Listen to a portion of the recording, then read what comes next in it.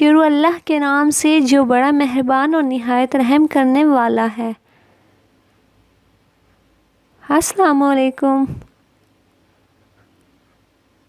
رسول اللہ صلی اللہ علیہ وسلم ایک دفعہ مدینہ یا مکہ کے ایک باغ میں تشریف لے گئے۔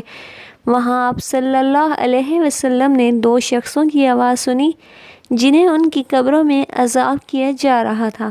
آپ صلی اللہ علیہ وسلم نے فرمایا کہ ان پر عذاب ہو رہا ہے اور کسی بہت بڑے گناہ کی وجہ سے نہیں۔ پھر آپ صلی اللہ علیہ وسلم نے فرمایا، بات یہ ہے کہ ایک شخص ان میں سے پیشاب کے چھینٹوں سے بچنے کا اہتمام نہیں کرتا تھا اور دوسرا شخص چغل خوری کیا کرتا تھا۔ پھر آپ صلی اللہ علیہ وسلم نے کھجور کی ایک ڈالی منگوائی اور اس کو توڑ کر 2 ٹکڑے کیے اور ان میں سے ایک ٹکڑا ہر ایک کی قبر پر رکھ دیا۔ لوگوں نے آپ صلی اللہ علیہ وسلم سے پوچھا کہ یا رسول اللہ، یہ آپ صلی اللہ علیہ وسلم نے کیوں کیا؟ آپ صلی اللہ علیہ وسلم نے فرمایا، اس لیے کہ جب تک یہ ڈالیاں خشک ہوں شاید اس وقت تک ان پر عذاب کم ہو جائے۔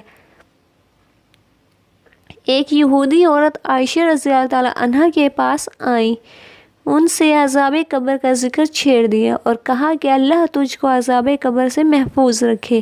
اس پر عائشہ رضی اللہ تعالی عنہا نے رسول اللہ صلی اللہ علیہ وسلم سے عذاب قبر کے بارے میں دریافت کیا۔ آپ صلی اللہ علیہ وسلم نے اس کا جواب یہ دیا کہ ہاں، عذاب قبر حق ہے۔